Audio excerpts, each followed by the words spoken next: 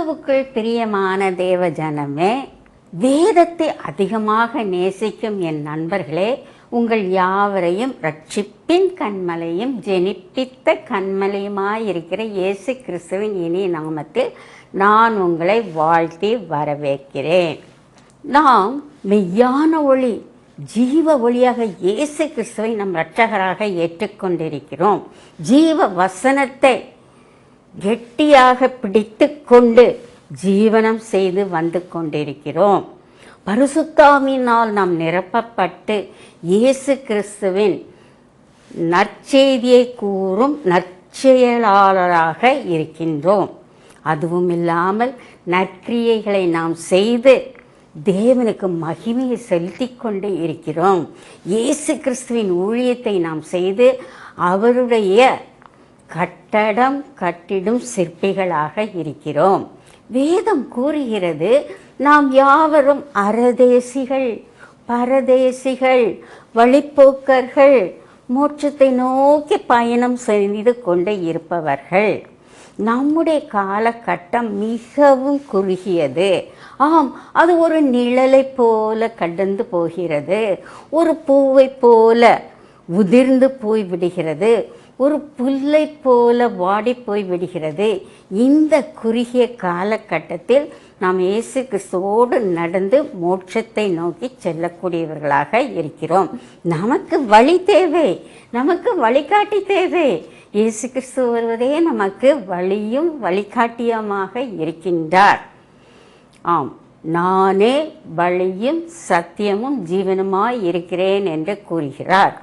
இந்த காலகட்டத்தில் நான் எடுத்துக்கொண்ட வேத பகுதி என்னவென்றால், பிப்ளிக்கல் பில்கிரிம் ப்ராக்ரஸ், வேதாகம மோட்ச பிரயாணம் என்பதாகும்.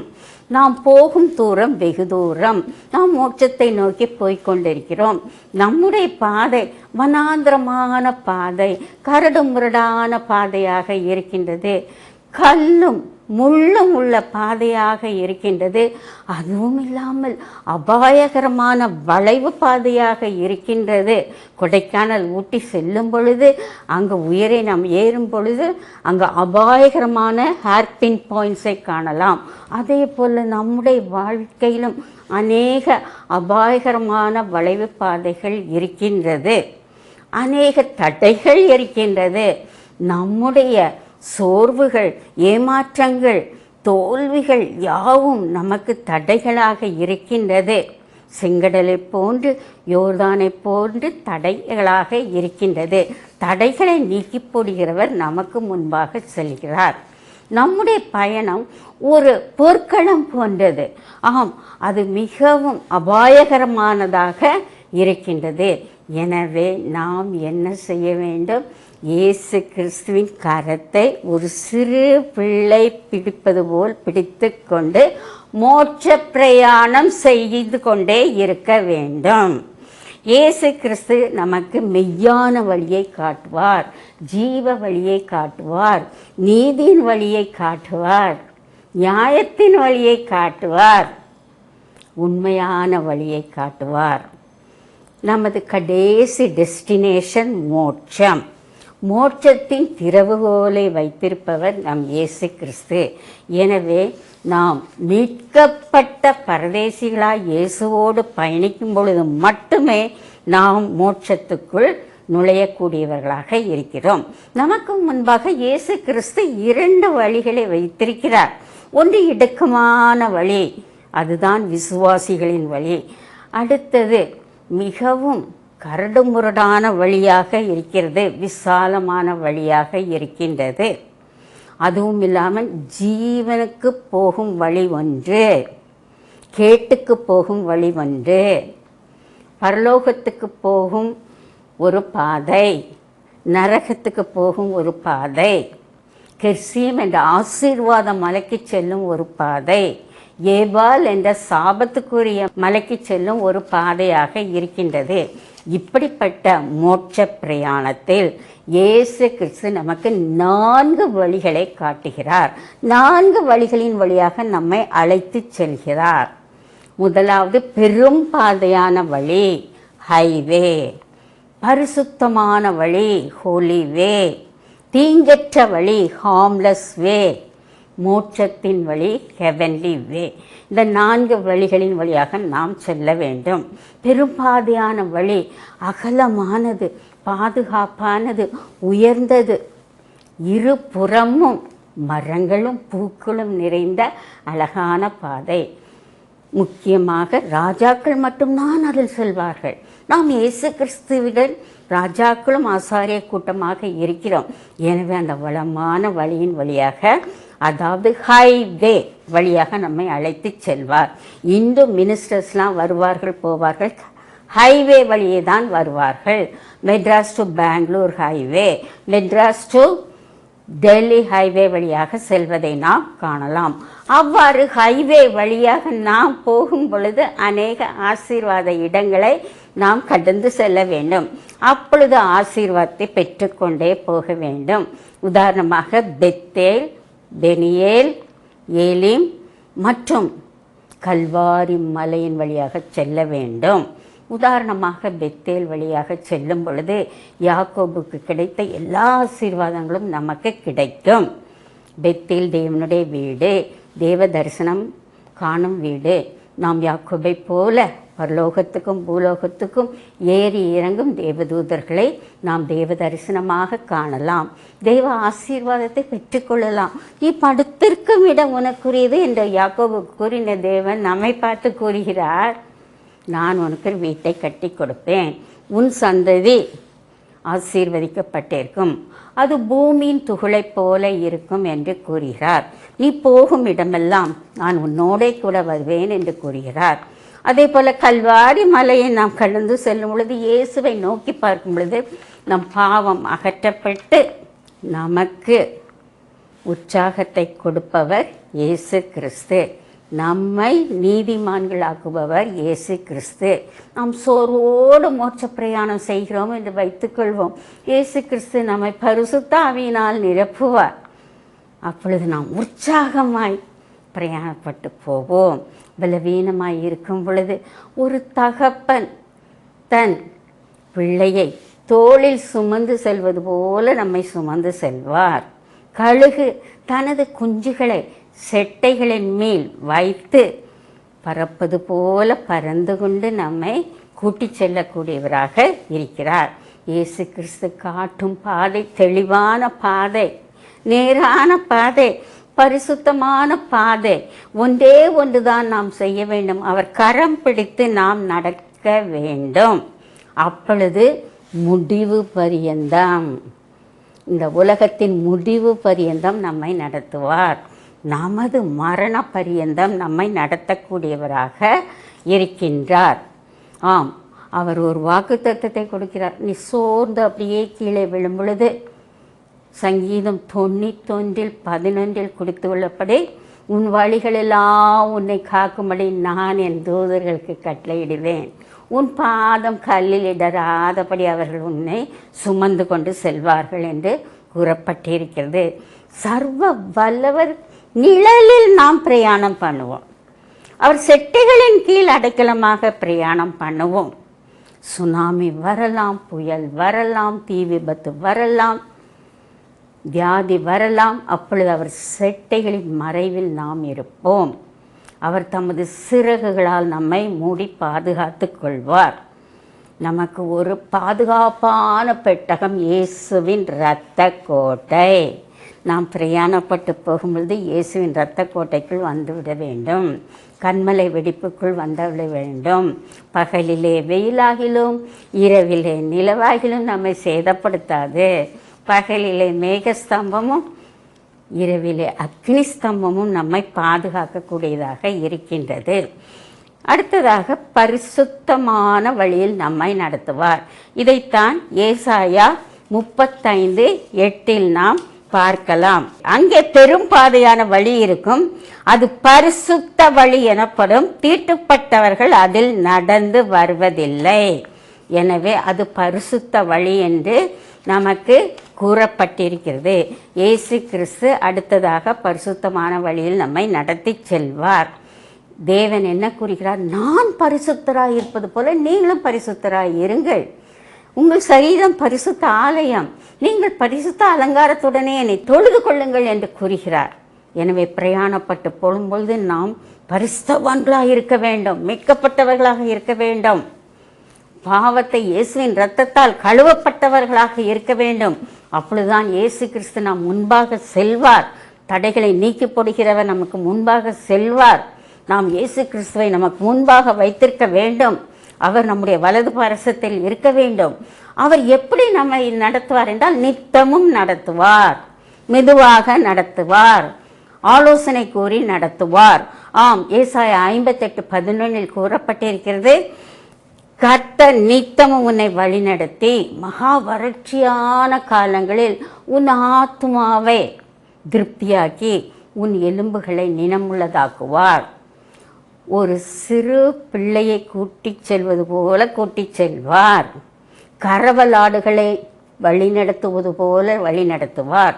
நாம் தீவிரித்து புறப்படுவதில்லை, ஓடிப்போகிறவர்கள் போல் ஓடிப்போவதும் இல்லை. இஸ்ரவேலின் தேவன் நமக்கு பிறகாக காக்கிறவராக இருப்பார். நாம் பரிசுத்த வழியிலிருந்து பாவ வழிக்கு செல்லும் பொழுது ஆலோசனை கூறுவார். நாம் வலதுபுறம் சாயும் போதும் இடதுபுறம் சாயும் போதும் வழி இதுவே, இதிலே நடவுங்கள் என்று கூறுகிறார். இங்கிலாந்து தேசத்தில் ஒரு ஸ்கூலில் தீமோத்தேயு என்ற ஒரு சிறுவன் யூகேஜியில் படித்து கொண்டிருந்தான். அவன் வீடு பள்ளிக்கு அருகில் இருந்தது. 3 மணிக்கு பள்ளி ஓவரானவன் 3:05 வீட்டில் இருப்பான். ஒரு நாள் அவன் நான் கிரவுண்டில் போய் விளையாடப் போகிறேன் என்று கூறி 3 மணிக்கு மேல் கிரவுண்டுக்கு போய் அங்கே ஊஞ்சல், ஸ்லைடு எல்லாவற்றையும் விளையாடி கொண்டிருந்தான். 3:15 ஆனதும் அவனுடைய அம்மா போலீஸ்க்கு கம்ப்ளைண்ட் பண்ணார்கள். போலீஸ் ஹெலிகாப்டர் அந்த ஸ்கூல் மீது பறந்தது. அப்பொழுது தீமோத்தேயு ஒரு சத்தம் மட்டும் கேட்டான், தீமோத்தேயு கோ ஹோம், தீமோத்தேயு கோ ஹோம், தீமோத்தேயுவே நீ வீட்டுக்கு போக என்ற சத்தத்தை கேட்டவுடன் வீட்டுக்கு போனான். அதே போல் நாமும் மோட்ச பிரயாணம் செய்யும் பொழுது இயேசு கிறிஸ்து நம்மோடு பேசுவார். என் மகளே, என் மகனே, நீ பரிசுத்தமான வழியில் நட என்று கூறுவார். பல கட்டளையே கொடுப்பார். இங்கே நடக்காதே, அங்கே நிற்காதே, இங்கே உட்காராதே, தீயதை பார்க்காதே, தீய வழியில் கடந்து போகாதே என்று கூறுவார். சங்கீதம் 1:1 என்ன கூறுகிறது? துன்மார்க்கருடைய ஆலோசனையில் நடவாமலும், பாவிகளுடைய வழியில் நில்லாமலும், பரியாசக்காரர் உட்காரும் இடத்தில் உட்காராமலும் கர்த்தருடைய வயத்தில் பிரியமாக இருக்க வேண்டும். பாருங்க, இந்த வசனத்தில் நடக்கக்கூடாது, நிற்கக்கூடாது, உட்காரக்கூடாது. யார்கிட்ட? துன்மார்க்கர், பாவிகள், பரியாசக்காரர்கள். மோட்ச பிரயாணம் செய்யும் பொழுது கவனமாக இருக்க வேண்டும். சில கெட்ட தீய காட்சிகளை காணக்கூடாது. ஆம், லோத்தின் மனைவியை போல பழைய வாழ்க்கையை திரும்பி பார்க்கக்கூடாது. தாவீதை போல உப்பரியின் மேல் இருந்து பாவத்தை பார்க்கக்கூடாது. நம் கண்கள் எப்பொழுதும் இயேசுவை நோக்கி கொண்டே இருக்க வேண்டும். இந்த காலகட்டத்தில் வெப்சைட்டில் அநேக ஆபாச காட்சிகள் வருகின்றது. ஃபேஸ்புக், ட்விட்டர், இன்ஸ்டாகிராம், அவற்றையெல்லாம் பார்க்கக்கூடாது. எனக்கு ஒத்தாசை வரும் பர்வதங்களுக்கு நேராக நாம் நம்முடைய கண்களை ஏறிட்டு பார்க்க வேண்டும். சங்கீதம் 123:1-2 வசனங்கள் மிக அழகாக கூறப்பட்டிருக்கிறது. ஒரு வேலைக்காரனின் கண்கள் எஜமானின் கையை நோக்கி இருக்குமா போல், ஒரு வேலைக்காரியின் கண்கள் எஜமாட்டியின் கையை நோக்கி இருக்குமா போல், நாம் நம்முடைய தேவனாகிய கர்த்தர் நமக்கு இரக்கம் செய்யும்படி அவரையே நோக்கி பார்த்து கொண்டே இருக்க வேண்டும். இயேசு கிறிஸ்து நம்மை வழி நடத்தும் பொழுது தீய வழியில் போகாதே என்று கூறுவார். சிம்சோனைப் போல நாம் பெலிஸ்தியர் நாட்டுக்கு சென்று பாவத்தில் விழுந்து அழிந்து போகக்கூடாது. யாக்கோபின் மகள் தீனாள் என்ன செய்தாள்? அவள் ஊர் சுற்றி பார்க்க போனாள், பாவத்தை விலைக்கு வாங்கி கொண்டு வந்தாள். இதே போல் நாம் இருக்கக்கூடாது. ஜெபித்து வேதத்தை வாசித்து இயேசுவுக்கு ஊழியம் செய்து கொண்டே இருக்க வேண்டும். நாம் கர்த்தருக்குள் மகிழ்ச்சியுடன் பிரயாணப்பட்டு போக வேண்டும். நாமும் நம்மை சுற்றிலும் பிரயாணப்பட்டு வருபவர்களுக்கு ஆசீர்வாதமாக இருக்க வேண்டும். நம்மை முற்றிலும் இயேசுவுக்கு ஒப்பு கொடுத்து அவரோடு கூட நடந்து செல்ல வேண்டும். மூன்றாவது பாதை என்னவென்றால் தீமையற்ற பாதை, ஹார்ம்லெஸ் வே. ஆம், இதைத்தான் ஏசாயா 35:9 இவ்வாறு கூறுகிறது. அங்கே சிங்கம் இருப்பதில்லை, துஷ்ட மிருகம் அங்கே போவதும் இல்லை, அங்கே காணப்படவும் மாட்டாது, மீட்கப்பட்டவர்களே அதில் நடப்பார்கள். சிங்கம் யார்? சாத்தான். 1 பேதுரு 5:8 இவ்வாறு கூறப்பட்டு இருக்கிறது. உங்களுடைய எதிராளியான சாத்தான் கர்ஜிக்கிற சிங்கம் போல் எவனை விழுங்கலாமோ வென்று வகை தேடி சுற்றி அலைகிறான் என்று கூறப்பட்டிருக்கிறது. நன்றாக கவனிங்கள். சிங்கம் போல. அவன் போலி சிங்கம், அவன் ஒரிஜினல் சிங்கம் கிடையாது. சிங்கம் போல என்று கூறப்பட்டிருக்கிறது. ஒரே ஒரு ஒரிஜினல் சிங்கம் தான் உண்டு. அவர்தான் இயேசு கிறிஸ்து, யூத ராஜ சிங்கம். ஆம், ஓசியாவில் என்ன கொடுக்கப்பட்டிருக்கிறது? நான் எப்ராயிமுக்கு சிங்கத்தை போலவும் யூத வம்சத்தாருக்கு பாலசிங்கத்தை போலவும் இருப்பேன் என்று கூறப்பட்டிருக்கிறது. நாம் மோட்ச பிரயாணம் செய்து கொண்டு போகிறோம். இயேசு நம் அருகில் வருகிறார். அப்பொழுது சிங்கம் சாத்தான் வரும்போது என்ன செய்யணும்? தாவீதை போல சிங்கத்தை அடித்து கொண்டு போட வேண்டும். சிம்சோனை போல சிங்கத்தின் வாயை கிழித்து கொண்டு போட வேண்டும். சில வேளை சாத்தான் நம்மை கெபியில் போட்டு விடுவான். தானியேலை போல ஜெபித்து நாம் என்ன செய்ய வேண்டும்? சிங்கத்தின் வாயை கட்ட வேண்டும். யார் கட்டுவார்? தேவதூதர்கள் கட்டுவார்கள். இயேசு கிறிஸ்துவின் உத்தரவின்படி தேவதூதர்கள் சிங்கத்தின் வாயை அவர் கட்டக்கூடியவராக இருக்கிறார். எனவே நாம் சிங்கத்தை வென்று முன்னேறி கொண்டே போக வேண்டும். நமக்காக யுத்தம் செய்கிறவர் இயேசு கிறிஸ்து. நம்மை தொடுகிறவன் அவருடைய கண்மணியை தொடுகிறான். நமக்கு அதிகாரம் கொடுக்கிறார். சாத்தான் வரும்போது, நீ சிங்கத்தின் மேலும் விரியன் பாம்பின் மேலும் நீ நடந்து பாலசிங்கத்தையும் வலு சர்ப்பத்தையும் மிதித்து போடுவாய் என்று கூறுகிறது. ஏசாயா 35ஆம் அதிகாரத்தில் கூறப்பட்டிருக்கிறது, துஷ்ட மிருகம் வருவதில்லை என்று கூறப்படுகிறது. எது துஷ்ட மிருகம்? நம்முடைய பிரச்சனைகள், தோல்விகள், ஏமாற்றங்கள், நோய்கள், மரணப்படுக்கை, கண்ணீர், கைவிடப்பட்ட நிலைமை, இவைதான் துஷ்ட மிருகங்கள். அந்த துஷ்ட மிருகம் நம்மோடு கூட வராது. ப்ரொவைடர் இயேசு கிறிஸ்துவின் கரம் நம்மோடு கூட இருக்கும். அப்பொழுது இருள் வெளிச்சமாகும், துன்பம் இன்பமாக மாறும், நம் கண்ணீர் யாவும் களிப்பாக மாறும். நாம் சாம்பலில் உட்கார்ந்து அழுது கொண்டிருக்க மாட்டோம். சிங்காரித்து தேவனை துதித்து பாடிக்கொண்டே இருப்போம். பரமன் நம்மோடு வரும் பொழுது பாவம் பறந்திடம் மோட்சத்தை நோக்கி நாம் செய்வோம். உங்களுக்கு ஒன்று தெரியுமா? உலகத்திலே அதிகமாக விற்கப்படும் புத்தகம் நம்பர் 1 பைபிள். அதிகமாக விரும்பி படிக்கும் புத்தகம் நம்பர் 1 பைபிள். இரண்டாவதாக வருவது ஜான் பனியன் எழுதிய பில்கிரிம் ப்ராக்ரஸ், மோட்ச பிரயாணம். அதை நீங்கள் கண்டிப்பாக வாசிக்க வேண்டும். அதில் என்ன கூறப்பட்டிருக்கிறது?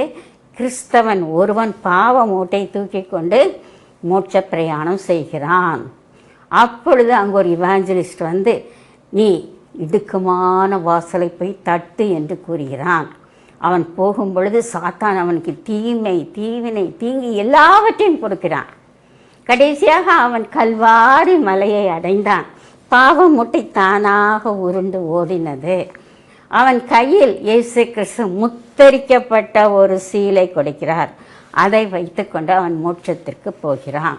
நாமும் முத்தரிக்கப்பட்ட சீலை வாங்கி கொண்டு ரைட் ராயலாக மோட்சத்துக்குள் நுழைய வேண்டும். நாலாவது, இயேசு கிறிஸ்து நம்மை நடத்தும் வழி மோட்சத்தின் வழி, சொர்க்கத்தின் வழி, பரம கானானின் வழி, பரம எருசலேமின் வழி, பரம சீயோனின் வழியாக இருக்கிறது. இதைத்தான் ஒரு வசனம் கூறுகிறது. அதே ஏசாயா 35ஆம் அதிகாரம் 10வது வசனம். கர்த்தரால் மீட்கப்பட்டவர்கள் திரும்பி ஆனந்த களிப்புடன் பாடி சீயோனுக்கு வருவார்கள். நித்திய மகிழ்ச்சி அவர்கள் தலைமேல் இருக்கும். சந்தோஷமும் மகிழ்ச்சியும் அடைவார்கள். சஞ்சலம் தவிப்பும் ஓடிப்போம். நன்றாக கவனியுங்கள். நாம் மோட்ச பிரயாணம் சியோனை நோக்கி போய்கொண்டிருக்கிறோம். சியோன் வாழ்வு நமக்கு கொடுக்கப்படும். அதே அதிகாரத்தில் வீட்டில் சென்று வாசித்து பாருங்கள். ஏசாயா 35:1-7 வரை சியோன் வாழ்வு என்ன என்று கொடுக்கப்பட்டிருக்கிறது. வனாந்திரமான வாழ்க்கை செழிப்பான வளமான வாழ்க்கையாக மாறும்.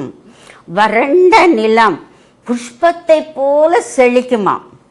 ஆம், மீட்கப்பட்டவர்களாகிய நாம் இயேசு கிறிஸ்துவின் மகிமையும் அவருடைய மகத்துவத்தையும் பார்த்து கொண்டே இருப்போம். நாம் செழித்து பூரித்து ஆனந்த சத்தத்துடன் கர்த்தரை துதித்து பாடிக்கொண்டே போவோம். நமக்கு லீபனோனின் மகிமை கொடுக்கப்படும். நமக்கு சாரோனின் அலங்காரம் கொடுக்கப்படும். நம்முடைய வாழ்க்கை ஒரு பொற்காலமாக இருக்கும். ஆம், அப்பொழுது நாம் நித்திய மகிழ்ச்சி அடைவோம். நித்திய மகிழ்ச்சி நம் தலை மீது இருக்கும். ரட்சிப்பினால் நமக்கு மகிழ்ச்சி கிடைக்கும். தேவனுடைய சமூகத்தில் நமக்கு ரட்சிப்பு மகிழ்ச்சி கிடைக்கும். ஆராதனையின் போது நமக்கு மகிழ்ச்சி கிடைக்கும். பரலோகத்தை நோக்கி செல்லும் பொழுது சீயோன் வாழ்க்கையில் நித்திய மகிழ்ச்சி இருக்கும். நாம் ரட்சிப்பில் கலிகூர்ந்து நம் தேவனுடைய நாமத்தை கொடியேற்றுவோம்.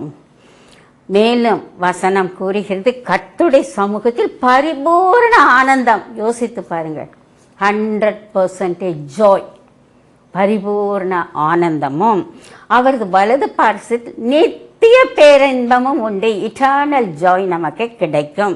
அப்போ நம்ம என்ன செய்வோம்? மகிழ்ச்சியோடு கர்த்தருக்கு ஆராதனை செய்து அவருடைய சமூகத்திற்கு முன்பாக ஆனந்த சத்தத்துடன் நாம் வரக்கூடியவர்களாக இருப்போம்.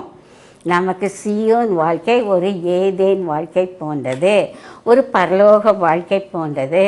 பரலோகத்தில் இயேசு கிறிஸ்து ராஜாதி ராஜாவாக வெள்ளை சிம்மாசனத்தில் வீற்றிருப்பார். அவருடைய தலையில் பொற்கிரீடம் இருக்கும். அவர் கையில் நீதியின் செங்கோல் இருக்கும். வெள்ளை சிம்மாசனத்தில் அமர்ந்திருப்பார். நாம் மோட்சத்தை அடைந்தவுடன் நம் கண்ணீரை துடைப்பார். வெளிப்படுத்தின விசேஷத்தில் கொடுக்கப்பட்டிருக்கிறது. அப்பொழுது சஞ்சலம் போய்விடும், அலறுதல் போய்விடும், மரணம் அங்கு இருப்பதில்லை, வருத்தம் அங்கு இருப்பதில்லை, வியாதி அங்கு இருப்பதில்லை. நம் துக்க நாட்கள் எல்லாம் முடிந்துவிடும். இயேசு கிறிஸ்துவே நமக்கு நித்திய வெளிச்சமாக இருப்பார். ஆம், நாம் பலத்தின் மேல் பலம் அடைந்து சீயோன் வாழ்க்கையை நாம் அனுபவித்து கொண்டே இருப்போம். அதுவும் இல்லாமல் மோட்சத்தில் நமக்கு பல சங்கீதங்களின் சத்தம் கேட்டுக்கொண்டே இருக்குமாம். இதைத்தான் எரேமியா 33:11 குறியிடப்பட்டிருக்கிறது. மோட்சத்தில் சீயோன் வாழ்க்கையில் களிப்பின் சத்தம் கேட்கும். யோசிப்பாங்க, களிப்பின் சத்தம், மகிழ்ச்சியின் சத்தம் கேட்கும். மணவாளனின் சத்தம், இயேசு கிறிஸ்துவின் சத்தம் கேட்கும். மணவாட்டியின் சத்தம், சபையின் சத்தம் கேட்கும்.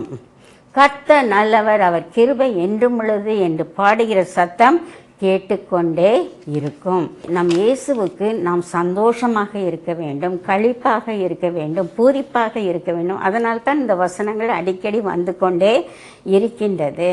நாம் இந்த சத்தத்தை கேட்டு என்ன செய்வோமா? வெண்ணுடை உடுத்தி குருத்தோலைகளை பிடித்து கொண்டு இயேசு கிறிஸ்துவை துதித்து பாடிக்கொண்டே பரலோகத்தில் இருப்போம். ஆம், பரலோகத்தை யாரெல்லாம் நமக்கு காத்து கொண்டிருக்கிறார்கள்? இயேசு கிறிஸ்து ஒரு வாசஸ்தலத்தை உருவாக்கி நமக்காக காத்து கொண்டிருக்கிறார். நமக்கு ஒரு பங்களா அங்கே இருக்குது. அதுவும் இல்லாமல் மரணத்தின் மூலம் நம்மை விட்டு பிரிந்து சென்ற சகோதர சகோதரிகள் பரிசுத்தவான்களாக நமக்காக காத்து கொண்டிருக்கிறார்கள். தேவதூதர்கள் நமக்காக காத்து கொண்டிருக்கிறார்கள். நம்முடைய குடியிருப்பு பரலோகத்தில் இருக்கின்றது. நம்முடைய குடியிருப்பின் மூலம் நம்முடைய பெயர்கள் ஜீவ புத்தகத்தில் எழுதப்பட்டு இருக்கிறது. ஒரு வாலிபன் ஒருவன் குண்டால் அடிபட்டு போர்க்களத்தில் மரண தருவாயில் இருந்தான்.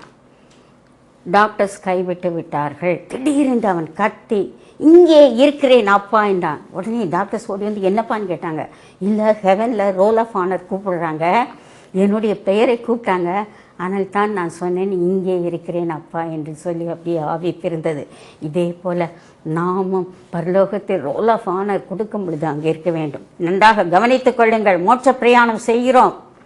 ஆம், நாம் ஹைவேயில் போக வேண்டும், பரிசுத்த வழியில் போக வேண்டும், தீமையற்ற வழியில் போக வேண்டும், சொர்க்கத்தின் வழியில் போக வேண்டும். கர்த்தர் இந்த வசனங்களை ஆசீர்வதிப்பாராக. கிறிஸ்துவுக்குள் பிரியமானவர்களை, சத்திய வசனத்தை கேட்டோம். மோட்சத்தின் மகிழ்ச்சியில் இருக்கிறோம். இப்பொழுது நாம் ஜெபிப்போமா? மகா கிருபையும் இரக்கமுள்ள எங்கள் தந்தையே, ஆம் கர்த்தாவே, இப்பொழுதும் இந்த அருமையான நிகழ்ச்சிக்காக நாங்கள் உம்மை துதிக்கிறோம், உம்மை வணங்குகிறோம், உம்மை புகழ்கிறோம். இந்த நிகழ்ச்சியை பார்த்து கொண்டிருக்கும் அருமையான என்னுடைய நண்பர்களுக்காக நான் உம்மை துதிக்கிறேன் கர்த்தாவே. உமது கரத்தை நீட்ட அவர்களை ஆசீர்வதியும் கர்த்தாவே. பலத்தினாலும் அல்ல, பராக்கிரமத்தினாலும் அல்ல, தேவ ஆவியினால் ஆகும் என்ற வசனத்தின்படி தேவ ஆவியினால் சத்தியத்தை அறிந்து கொண்டோம். ஆம் கர்த்தாவே, நாங்கள் அரதேசிகள், நாங்கள் பரதேசிகள், நாங்கள் மோட்ச பிரயாணம் செய்கிறோம். எங்களுக்கு அகலப்பாதை தேவையாக இருக்கிறது, ஹைவே தேவையாக இருக்கிறது. நீர் எங்களை அழைத்து செல்லும் கர்த்தாவே.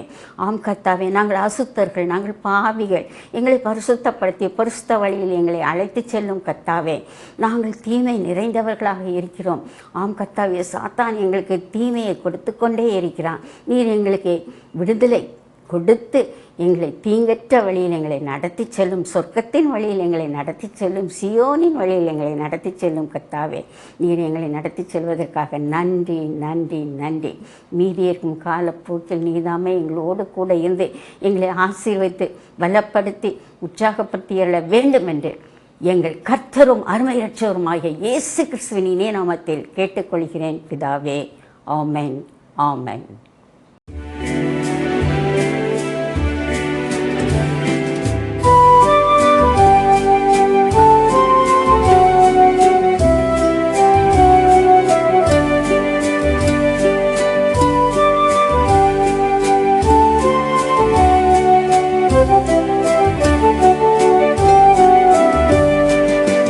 What a wonderful, wonderful day, day I will never forget.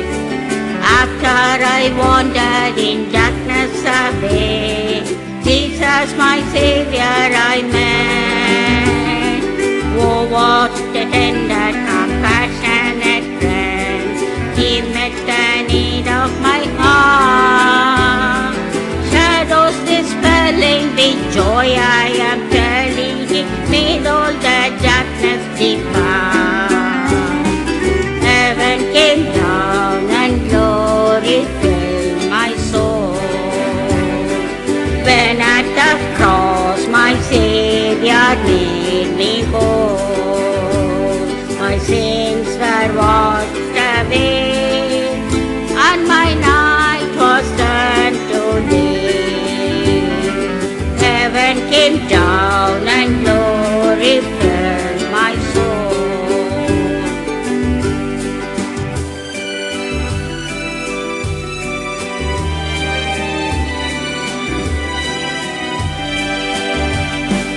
Born of the Spirit with light from above, into God's family divine, justified fully through Calvary's love.